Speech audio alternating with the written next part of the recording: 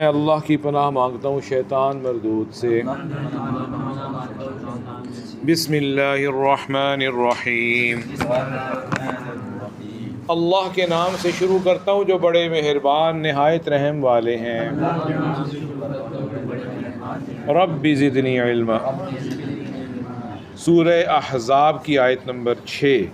النبی اولا بالمؤمنین من انفسہم۔ نبی پاک صلی اللہ علیہ وسلم مومنوں کے اوپر زیادہ حق رکھتے ہیں، ان کی جانوں سے بھی زیادہ۔ اللہ وَأَزْوَاجُهُ، اور نبی کریم صلی اللہ علیہ وسلم کی بیویاں اُمَّہَاتُهُم، مومنوں کی مائیں ہیں۔ وَأُولُو الْأَرْحَامِ بَعْضُهُمْ أَوْلَى بِبَعْضٍ، اور رشتہ دار ایک دوسرے سے زیادہ حقدار ہیں۔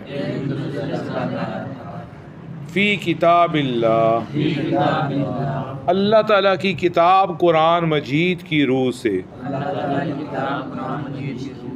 من المؤمنین والمہاجرین، مومنوں سے اور مہاجروں سے زیادہ حقدار ہیں۔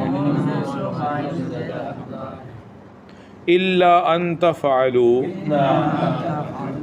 الى اولیائکم معروفا، ہاں اگر تم اپنے دوستوں کے ساتھ اچھا سلوک کرو تو تمہیں اس کی اجازت ہے۔ کان ذالک فی الکتاب مسطورا، یہ حکم کتاب لوح محفوظ میں لکھا ہوا ہے۔ وَإِذْ أَخَذْنَا مِنَ النَّبِيِّينَ، اور وہ وقت یاد کرو جب ہم نے نبیوں سے لیا میثاقہم، ان کا پختہ عہد، ومن کا، اور آپ سے بھی لیا، ومن نوح، اور نوح علیہ السلام سے بھی لیا، وابراہیم، اور ابراہیم علیہ السلام سے بھی، وموسیٰ، اور موسیٰ علیہ السلام سے بھی، وعیسیٰ بن مریم، اور عیسیٰ بن مریم علیہ السلام سے بھی، وَأَخَذْنَا مِنْهُمْ مِيثَاقًا غَلِيظًا، اور ہم نے ان سب سے پختہ وعدہ لیا۔ لِيَسْأَلَ الصَّادِقِينَ عَنْ صِدْقِهِمْ، تاکہ اللہ سچوں سے ان کی سچائی کے بارے میں پوچھے۔ وَأَعَدَّ لِلْكَافِرِينَ عَذَابًا أَلِيمًا، اور اللہ تعالیٰ نے کافروں کے لیے درد دینے والا عذاب تیار کر رکھا ہے۔ نعوذ باللہ۔ اللہ سبحانہ و تعالیٰ ان آیات مبارکہ میں فرما رہے ہیں نبی پاک صلی اللہ علیہ وسلم مومنوں پر زیادہ حق رکھتے ہیں، ان کی جانوں سے بھی زیادہ، کیونکہ اللہ رب العزت وحدہ لا شریک کو علم ہے کہ حضور صلی اللہ علیہ وسلم اپنی امت پر خود ان کی جانوں سے بھی زیادہ مہربان ہیں، اپنی جان سے بھی زیادہ مہربان ہیں، کیونکہ نبی پاک صلی اللہ علیہ وسلم ہمارے اوپر بہت مہربان ہیں۔ اتنے ہم اپنے اوپر مہربان نہیں ہیں جتنے رسول اللہ صلی اللہ علیہ وسلم ہم پر مہربان ہیں۔ اللہ کے پیارے نبی صلی اللہ علیہ وسلم نے ہمارے لیے کیا کیا آسانیاں اللہ تعالیٰ سے منظور کروائی ہیں، اور کتنے آپ صلی اللہ علیہ وسلم نے جو ہے نا مشقت اٹھا کر محنتیں کر کے ہم تک اللہ کا پیغام پہنچایا ہے، یہ قرآن پہنچایا ہے، ہمیں نماز پڑھنا سکھایا ہے، ہمیں حلال حرام بتایا ہے، ہمیں بتایا ہے ماں بہن بیٹی بیوی کیا ہوتی ہے، ہمیں حلال کا بتایا ہے، حرام کا بتایا ہے۔ اس لیے اللہ کے نبی کو ہماری جانوں پر ہم سے زیادہ اللہ تعالیٰ نے اختیار دے دیا۔ جیسے ہمیں نہیں پتہ ہمارے والدین نے ہمارے ساتھ کیا کیا مشقتیں اٹھا کر ہمیں ہماری تربیت کی ہے، کتنی کتنی مشقتیں جی لی ہیں ہمارے والد صاحب نے، ہماری والدہ نے۔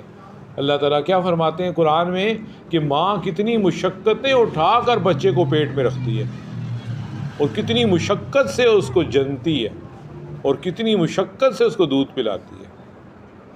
یہ اللہ تعالیٰ نے قرآن مجید۔ تو نبی پاک صلی اللہ علیہ وسلم نے ہمارے اوپر بہت محنتیں کی۔ یہ آج اللہ کے پیارے نبی صلی اللہ علیہ وسلم کی محنتوں کے طفیل، ان کی شفقتوں کے طفیل آج ہم مسلمان ہیں، اور ہمارے لیے دین میں آسانیاں ہیں۔ کبھی 4 رکعت پڑھ لو، کبھی 2 رکعت پڑھ لو، کبھی کھڑے ہو کے پڑھ لو نماز، کبھی بیٹھ کے پڑھ لو، ہر طرح کی آسانیاں دین میں۔ اور فرماتے ہیں یہ خود اپنے لیے کوئی تجویز نہ کریں، بلکہ ہر حکم رسول کو دل و جان سے قبول کریں۔ اسی میں یہ بھی ہے ہم اپنا چہرہ بھی اللہ کے نبی کے چہرے کے مطابق رکھیں، یہ محبت کی دلیل ہے، اور اللہ کے نبی کی سنتوں کی اتباع کریں۔ اللہ میں توفیق دے۔ فلا وربک لا یؤمنون حتی یحکموک فیما شجر بینہم۔ اے نبی صلی اللہ علیہ وسلم، آپ کے رب کی قسم ہے، اللہ تعالیٰ خود کہہ رہے ہیں، اللہ تعالیٰ کیا کہہ رہے ہیں؟ اے نبی آپ کے رب کی قسم۔ کیا اللہ تعالیٰ اپنی قسم اٹھا رہے ہیں نا کہ یہ لوگ کبھی مومن نہیں ہوں گے جب تک اپنے جھگڑوں میں فیصلہ آپ کا قبول نہیں کریں گے۔ 75 سال ہو گئے ہیں ہماری عدالتیں بنی ہوئی ہیں، ہمارا ملک لا الہ الا اللہ محمد رسول اللہ کے نام پر حاصل ہوا ہے، فیصلے ہو رہے ہیں قرآن کے مطابق۔ اللہ تعالیٰ ہمیں معاف فرمائے۔ پھر ہم کیوں اتنے بڑھ چڑھ کر چلا کر الیکشن آتے ہیں تو جھنڈے اٹھا کے ووٹ دیتے ہیں؟ ہمیں پتہ ہے جس کو ووٹ دے رہے ہیں یہ قرآن کے فیصلے نافذ کرے گا، یہ کر سکتا ہے، اس کی بس میں ہے اتنا، اسے کوئی کرنے دے گا؟ پھر نہ دیں، پھر ہم ذرا تھوڑے سے نا معتدل ہو کے چلیں۔ اتنا زیادہ کسی کے لیے تھکنے کی اور چیخنے چلانے کی اور نعرے لگانے کی اور اس کے جھنڈے اٹھانے کی اور اس کے جلوسوں میں جانے کی اور اس کے پیچھے جو ہے نا سخت ماریں کھانے کی، جیلوں میں جانے کی کیا ضرورت ہے؟ وہ نعوذ باللہ وہ اللہ کا نبی ہے، کوئی ایک سیاستدان ہے، XYZ کوئی بھی ہے۔ اس لیے معتدل ہو کے رہے، کسی نے پتہ نہیں کچھ کرنا ہے نہیں کرنا، یا اگر کوئی دل سے پتہ نہیں مخلص ہے بھی کہ نہیں، اگر ہے تو اس کو کوئی کرنے دے گا بھی کہ نہیں۔ یہ تو بات عدالتوں کی ہوگی، ویسے ایک اپنی گھریلو زندگی بھی ہوگی۔ اللہ کے نبی کی سنتوں کو ہم پریفرنس دیں، ترجیح دیں۔ اللہ ہمیں اپنے فضل سے توفیق عطا فرمائے، ہم بہت کمزور ہیں۔ صحیح مسلم شریف میں حدیث ہے، اس کی قسم جس کے ہاتھ میں میری جان ہے، تم میں سے کوئی بھی ایمان والا نہیں ہو سکتا جب تک کہ میں اس کی جان سے بھی زیادہ اسے محبوب نہ ہوں، اس کے مال سے بھی زیادہ، اس کی اولاد سے بھی زیادہ، اور دنیا کے کل لوگوں سے زیادہ۔ اللہ تعالیٰ ہمیں نصیب فرمائے۔ اس کا تقاضا یہ ہے کہ جمعے کے دن ہم خاص طور پہ درود شریف پڑھا کریں، اور دنوں میں تو چلے اتنا ٹائم بعضوں کو ملتا ہے بعضوں کو نہیں ملتا۔ جمعے کے دن عصر کی نماز کے بعد 80 دفعہ درود شریف پڑھ کے 80 سال کے گناہ معاف۔ اللہم صلی علی محمد النبی الامی وعلی آلہ وسلم، اور اپنا چہرہ اللہ کے نبی کے چہرے کے مطابق رکھیں، اور شلوار ٹخنوں سے اوپر رکھیں۔ یہ کم از کم یہ چھوٹی چھوٹی چیزیں ہیں۔ باقی سنتیں اتنی زیادہ ہیں، اتنی سنتوں کی کتابیں ملتی ہیں، وہ جتنا پڑھیں گی اتنی سنتوں پر عمل کرتے جائیں۔ اس میں سے یہ بھی ہے کہ میں کل ہی ایک جگہ پڑھ رہا تھا کہ ہم نماز ایسے پڑھیں گویا ہم اللہ تعالیٰ سے باتیں کر رہے ہیں، اور بات آدمی کسی بھی بندے سے کرتا ہے نا تو وہ روزانہ ایک ہی بات نہیں کرتا، باتوں کے ٹاپک مختلف ہوتے ہیں۔ جب آدمی کو کسی سے محبت ہوتی ہے، بندہ کبھی ادھر کی بات کرتا ہے، کبھی ادھر کی کرتا ہے، کبھی ادھر کی کرتا ہے، روزانہ آپ اس سے ایک ہی بات کرتے رہیں، رٹی رٹائی بات، وہ کہے گا یار یہ جب آتا ہے اس کے علاوہ کوئی کام ہی نہیں۔ تو ہم اللہ تعالیٰ سے جب نماز پڑھیں، مختلف صورتیں پڑھیں قرآن کے اندر، یہ مختلف باتیں ہیں، مختلف دعائیں مانگیں، کبھی رب اجعلنی والی مانگیں، کبھی اللہم انی ظلمت نفسی والی مانگیں، کبھی اللہ تعالیٰ سے کچھ اور مانگیں۔ اللہ تعالیٰ یہ نہ کہیں قیامت کے دن یار تم تو جب بھی 70 سال نماز پڑھی ہے تمہارا تو وہ ایک ہی پر رٹا تھا، یہ رب اجعلنی اور فلاں۔ یہ بھی ٹھیک ہے، قرآن کی دعا ہے، تو قرآن میں اور بھی تو دعائیں ہیں نا، اللہ کے نبی نے تو اور بھی پڑھی ہیں، اللہ کے نبی نے تو پورے قرآن میں سے نماز کے اندر پڑھا ہے، اور ہمیں صرف بس آخری 10 صورتیں ہی آتی ہیں۔ جب یہ محبت کا تقاضا یہ ہے کہ بندہ مختلف باتیں کرے، اور جو بڑا آدمی ہوتا ہے جس سے بندہ کچھ لینے جاتا ہے اور روزانہ جائیں ہم اس سے ایک ہی رٹا میں ہمیں یہ دے دو، وہ کہے گا اس کو اور کچھ بھی نہیں چاہیے، ایک ہی چیز مانگتا رہتا ہے۔ تو اللہ تعالیٰ بھی چاہتے ہیں میرے بندے مجھ سے مختلف چیزیں مانگیں، جو قرآن میں ساری میں نے دعائیں بتائی ہیں وہ ساری نماز میں پڑھا کریں۔ تو اس لیے جتنی ہم چیزیں مانگیں گے اللہ تعالیٰ سے ورائٹی، اتنا نماز میں خشوع آئے گا۔ رٹی رٹائی نماز پڑھیں گے تو وہ آٹومیٹک دماغ کہیں بھی ہوگا اور زبان پر وہی چیزیں چڑھتی جائیں گی۔ ایک اور حدیث میں عمر رضی اللہ عنہ نے فرمایا، یا رسول اللہ آپ مجھے سارے جہان سے زیادہ محبوب ہیں، لیکن میری اپنی جان سے زیادہ نہیں۔ اپنی جان پہلے محبوب ہے، پھر آپ کی جان۔ آپ صلی اللہ علیہ وسلم، نہیں عمر، جب تک میں تمہاری جان سے بھی زیادہ محبوب نہ ہو جاؤں تب تک نہیں کام چلے گا۔ یہ سن کر جناب فاروق رضی اللہ عنہ فرمانے کہ اللہ کی قسم یا رسول اللہ اب مجھے آپ اپنی جان سے بھی زیادہ محبوب ہو۔ یعنی ان کی کیفیت ایک لمحے میں اتنی امپروو ہو گئی۔ دیکھیں انہوں نے یہ نہیں کہ کوئی دعویٰ کر رہے ہیں وہ یا زبانی ایک جو ہے نا جوش میں کہہ رہے ہیں، نہیں، پہلے انہوں نے صحیح بات کہی جو حقیقت تھی ان کے نزدیک۔ پھر اللہ کے نبی نے کہا اپنی جان کو بھی پیچھے رکھو، پہلے میری جان کو آگے کرو۔ پھر انہوں نے اپنا دل میں جھانکا اور کہا بس اب اس کے بعد سے وہ دیکھیں نا، آج ہم میں سے کتنے اللہ کے نبی کی باتیں سنتے ہیں۔ کسی نے کبھی یہ کہا ہے کہ یار اچھا یہ داڑھی رکھنا اللہ کے نبی کا اتنا پیارا طریقہ ہے؟ بس ایک مرتبہ دل میں دیکھیں بس اب جو بھی ہو جائے، بس اب یہ ڈن ہو گیا، اب اللہ کے نبی کا چہرہ مجھے سب سے زیادہ محبوب ہے۔ اسی طرح سے ساری سنتیں اللہ تعالیٰ ہم سب کو توفیق عطا فرمائے۔ حضرت عمر کا دوسرا نمبر کیوں ہے امت میں؟ ایک سیکنڈ میں دل کی کیفیت بدل گئی اور کہا اب مجھے آپ اپنی جان سے زیادہ بڑھ کے محبوب۔ اتنی جلدی ایمان نہیں، ہم جو ہے نا کیا کرتے ہیں، نعوذ باللہ مجھ سمیت مولویوں کی تقریریں سنتے رہتے ہیں، حدیثیں سنتے رہتے ہیں، مجال ہو جو تھوڑی سی بھی امپرومنٹ ہو جائے بس وہ ایسے، نعوذ باللہ۔ اللہ تعالیٰ لا حول ولا قوت الا باللہ، اللہ تعالیٰ ہم سب کو توفیق عطا فرمائے۔ اتنی جلدی حضرت عمر کا ایمان بڑھ گیا کہ عمر تم ابھی تک مجھے اپنی جان سے کم محبوب سمجھتے ہو۔ اللہ تعالیٰ ان کو سے راضی۔ بخاری شریف میں ہے، حضور صلی اللہ علیہ وسلم فرماتے ہیں تمام مومنوں کا زیادہ حقدار دنیا اور آخرت میں خود ان کی اپنی جانوں سے بھی زیادہ میں ہوں۔ میں مومنوں پر ان کی جانوں سے بھی زیادہ حق رکھتا ہوں۔ ان کو اپنی جان پر بھی اتنا حق نہیں ہے جتنا ان کو میری سنتیں محبوب ہونی چاہیے اور میں محبوب ہونا چاہیے۔ اگر چاہو تو تم یہ پڑھ لو، النبی اولیٰ بالمؤمنین من انفسہم۔ اللہ کے نبی نے فرمایا کہ خود اللہ قرآن میں فرما رہے ہیں نبی مومنوں پر ان کی جانوں سے زیادہ حق رکھتے ہیں۔ اللہ تعالیٰ ہمیں نبی پاک صلی اللہ علیہ وسلم کی سنتوں کی اتباع بھی نصیب فرمائے، اور اللہ تعالیٰ آپ کی محبت ہمارے دلوں میں ساری دنیا سے بڑھ کر فرما دیں۔ اور فرماتے ہیں جو مسلمان مال چھوڑ کر مرے اس کا مال اس کے وارثوں کا ہے۔ جو مسلمان مال چھوڑ کر مر جائے اس کا مال اس کے وارثوں کو ملے گا۔ اور اگر میری امت کا کوئی مسلمان مقروض ہو کے مر جائے اور اس کے چھوٹے چھوٹے بچے ہوں تو اس میرے امتی کی قرض کی ساری ادائیگی میرے ذمے ہے۔ یہ اللہ کے نبی فرما گئے، یعنی جو اس کی ذمہ داریاں اور پیسے پوسے ہوں گے وہ سارے میرے ذمے ہوں گے۔ میں اس کو اتنا اجر دلوا کے دوں گا قیامت کے دن کہ وہ راضی ہو جائے گا۔ اللہ، اب تو ظاہر اللہ کے نبی تو اب تو اس طرح پیسے تو نہیں دے سکتے نا، لیکن جو مسلمان مقروض ہو کے مر گیا اور اس نے چھوڑے اپنے پیچھے چھوٹے چھوٹے بچے، اس سب کی ذمہ داری میرے اوپر ہے۔ اللہ، اور اگر تم لوگ مال چھوڑتے ہو میرے نام کا حصہ نہ نکالو، سب اپنے بچوں کو ہی دو۔ سبحان، یہ محبت ہی ہے۔ جیسے کوئی باپ اپنی اولاد کو کہے بیٹا تمہارے جتنے پیسے ہیں نا وہ تمہارے بچوں کے ہیں، اور اگر میری زندگی میں کبھی تم مقروض ہو گئے تو تم اپنے بچوں سے قرضوں کا نہ کہنا، تمہارا سارا قرضہ تمہارا باپ دے گا۔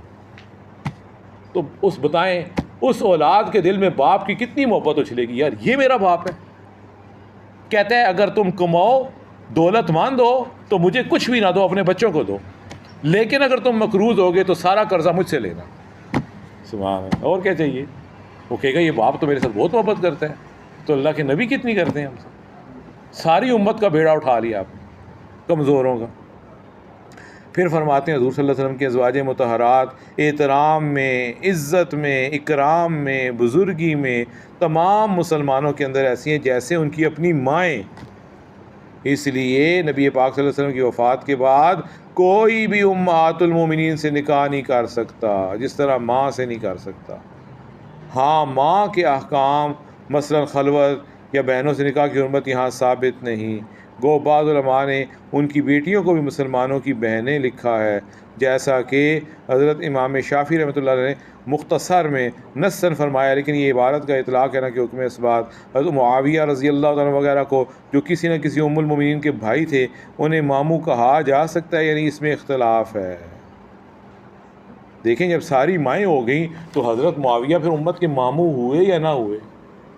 کیونکہ ام حبیبہ رضی اللہ عنہ کے بھائی ہیں نا، یہ ام حبیبہ ہیں بیٹی حضرت ابو سفیان کی، اور ابو سفیان کے بیٹے حضرت معاویہ رضی اللہ تعالیٰ عنہ، تو یہ بتائیں یہ ان کے ماموں ہیں، یعنی کہتے ہیں اس میں اختلاف ہے۔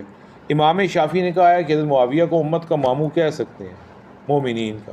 رہی یہ بات کہ حضور گو ابو المومنین بھی کہہ سکتے ہیں، حضور صلی اللہ علیہ وسلم کو ابو المومنین بھی کہہ سکتے ہیں۔ اگر حضور صلی اللہ علیہ وسلم کی بیویاں ام المومنین ہو گئیں تو پھر حضور صلی اللہ علیہ وسلم ابو المومنین ہیں، مومنین کے باپ ہیں۔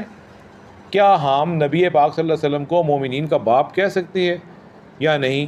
کہتے ہیں یہ خیال رہے کہ ابو المومنین کہنے میں مسلمان عورتیں بھی آ جائیں گی۔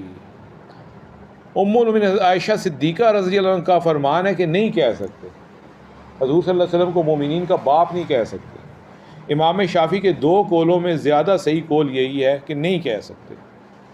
ابی بن کعب بن عباس رضی اللہ عنہ کی قرات ہے امہاتہم کے بعد یہ لفظ ہے وَهُوَ أَبٌ لَهُمْ۔ بعض قراتوں میں یہ بھی آیا ہے کہ نبی پاک صلی اللہ علیہ وسلم کی بیویاں امت کی مائیں ہیں اور حضور صلی اللہ علیہ وسلم خود امت کے باپ ہیں، یہ بھی ایک قرات میں ہے۔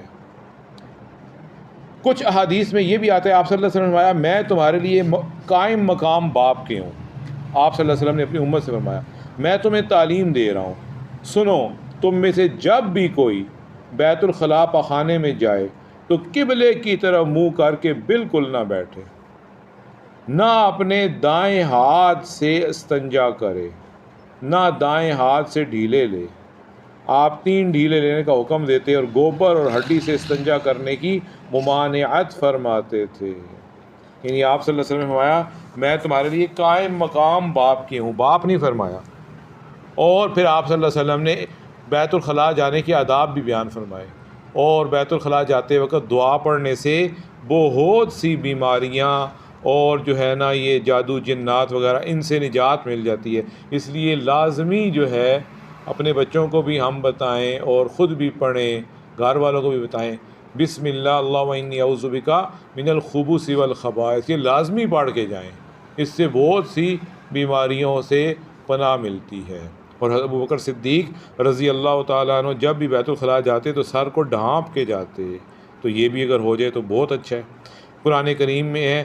دوسرا قول علماء کا یہ ہے کہ حضور صلی اللہ علیہ وسلم کو امت کا باپ نہیں کہنا چاہیے، کیونکہ قرآن کریم کے اندر ہے ما کان محمد ابا احد من رجالکم، محمد صلی اللہ علیہ وسلم تم میں سے کسی مرد کے باپ نہیں ہیں، تو اللہ تعالیٰ کو باپ کہنا آپ کے متعلق اچھا نہیں لگتا، آپ کو اللہ کا نبی اور اللہ کا بندہ ہی کہا جائے۔ پھر اللہ تعالیٰ فرماتے ہیں بنسبت عام مومنوں مہاجرین اور انصار کے ورثاء کے زیادہ مستحق قرابت دار ہیں، یعنی مومنوں کے زیادہ جو مستحق ہیں وہ مومن آپس کے رشتہ دار ہیں۔ اس سے پہلے نبی پاک صلی اللہ علیہ وسلم نے مہاجرین اور انصار میں بھائی چارہ قائم کروایا تھا اور یہ آپس میں ایک دوسرے کے وارث ہوتے تھے۔ نبی پاک صلی اللہ علیہ وسلم جب مدینہ تشریف لائے تو آپ صلی اللہ علیہ وسلم نے ایک طرف مکہ سے لائے ہوئے مسلمان کھڑے کیے، دوسری طرف مدینہ میں جو مسلمان تھے ان کو کھڑا کیا، اور آپ نے فرمایا تم اس کے ساتھ سلام کرو، یہ تمہارا بھائی ہے۔ آپ آپس میں کاروبار کے اندر، گھر کے اندر بالکل ایسے رہو جیسے سگے بھائی رہتے ہیں۔ تو مدینہ کے صحابہ نے پھر یہ کیا کہ اگر کسی صحابی کی 2 بیویاں تھیں تو اس نے کہا کہ میں اپنی دونوں بیویوں میں سے جون سی تمہیں پسند ہے اس کو طلاق دیتا ہوں، تم اس سے شادی کر لو۔ بزنس میں شریک کرنا تو ایک طرف رہا، انہوں نے کہا جو بیوی پسند ہے وہ بھی لے لو، اور اس میں صحابہ ایک دوسرے کے وارث بنتے تھے۔ اگر ان میں سے مکہ کا صحابی فوت ہو جاتا تو مدینہ والا اس کی وراثت میں سے حصہ لیتا تھا، حالانکہ ابھی ہجرت کرنے سے پہلے آپس میں جانتے بھی نہیں تھے ایک دوسرے کو۔ ہجرت کر کے آئے، نبی پاک صلی اللہ علیہ وسلم نے بھائی چارہ قائم کیا تو ایک دوسرے کے گھروں میں رہنے لگ گئے جیسے سگے بھائی رہتے ہیں۔ اور ایک دوسرے کے بزنس پارٹنر بھی بنے، اور ایک دوسرے سے جو ہے نا انہوں نے اپنی بیویوں کو طلاق دینے کی آفر بھی کی، جو سی تمہیں پسند ہے ایک تم رکھ لو ایک میں رکھ لو. اور جب کوئی مدینہ والا فوت ہوتا تو مکہ والا اس کو اس کی وراثت میں سے ایسے لیتا جیسے سگا بھائی لیتا ہے یا سگا وارث اور بیٹا لیتا ہے. یہ وراثت والا سلسلہ بھی چلتا رہا یہاں تک کہ اللہ تعالیٰ نے یہ آیات مبارکہ نازل کر کے وہ حکم منسوخ کر دیا کہ چلے وہ پہلے اس لیے تھا کہ مکہ سے مدینہ ہجرت کر کے آنے والے مسلمان معاشی طور پہ کمزور تھے، ان کا ذریعہ معاش کوئی نہیں تھا، تو وہ مسلمانوں کو اسٹیبلش کرنے کے لیے تھا. تو اتنا عرصہ جب گزر گیا تو مسلمان صحیح اسٹیبلش ہو گئے، مکہ سے ہجرت کر کے آنے والے مدینہ کی فضا کو سمجھ گئے، اپنے اپنے کاروبار انہوں نے بھی جما لیے. پھر اللہ نے کہا اب یہ حکم ختم، اب وارث وہی ہوگا جو حقیقی رشتہ دار ہو. وہ مہاجرین اور انصار والی وراثت ختم اب ہو گئی. پہلے اگر انصاری مر جاتا تھا تو اس کی قرابت کے لوگ نہیں ہوتے تھے بلکہ مہاجر حصہ پاتے تھے. پہلے اگر مدینہ کا صحابی اگر فوت ہو جاتے تو اس کے حقیقی رشتہ دار مدینہ والے ان کو وراثت میں سے کچھ نہیں ملتا تھا. اللہ تعالیٰ کا حکم تھا جو وراثت میں دینے مکہ والوں کو دو، جو تمہارے بھائی بنے ہیں ان کو دو وراثت میں، ان کا وراثت چھوڑ دو، اس لیے کہ وہ اہل مدینہ ہیں، وہ اپنا کام اور کر لیں گے. کوئی یہ جو مکہ سے آئے ہوئے ہیں یہ کمزور ہیں، ان کو دو.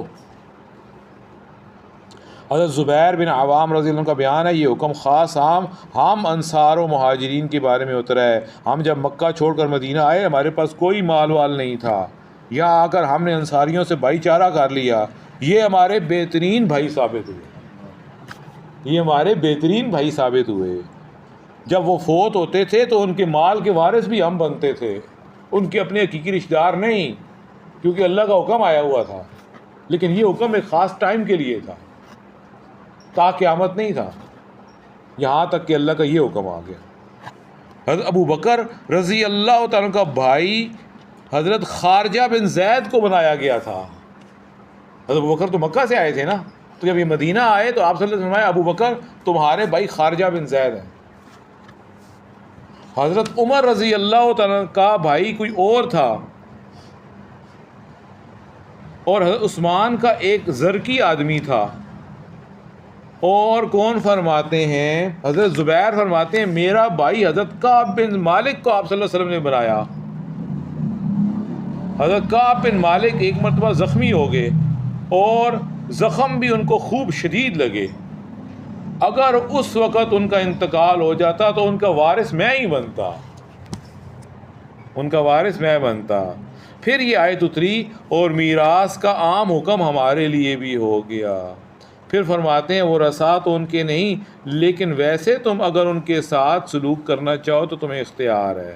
کیا مطلب کہ بعد میں جب اللہ تعالیٰ نے یہ آیت نازل فرما کر یہ مہاجرین اور انصار کی آپس کی وراثت منسوخ کر دی، اللہ تعالیٰ فرماتے ہیں حکماً تو میں نے منسوخ کر دی ہے، لیکن جو اس حکم سے پہلے تمہارا مہاجر یا انصاری وراثت میں شریک ہوتا تھا نا، اگر تمہارا دل کرتا ہے تو اب بھی دے دیا کرو، یہ تمہاری مرضی ہے.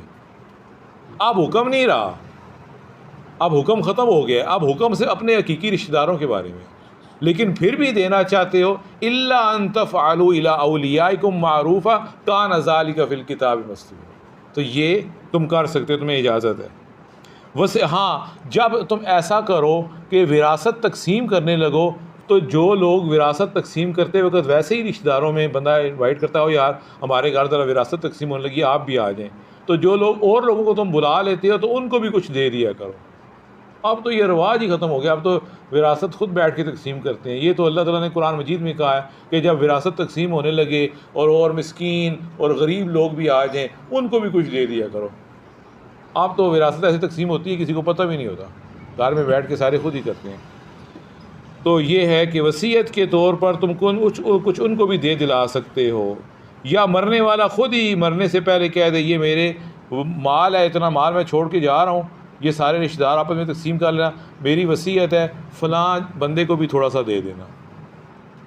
لیکن وصیت اپنی اولاد کے بارے میں نہیں ہو سکتی کہ یہ نہ ہو کہ بندہ کہے یار یہ 3 پلاٹ ہیں، وہ پلاٹ بھی اپنی ماں کو دے دینا، میری بیوی کو، یہ پلاٹ چھوٹے بیٹے کو دینا. یہ وصیت نہیں ہوتی، اس طرح نافذ نہیں ہوتی.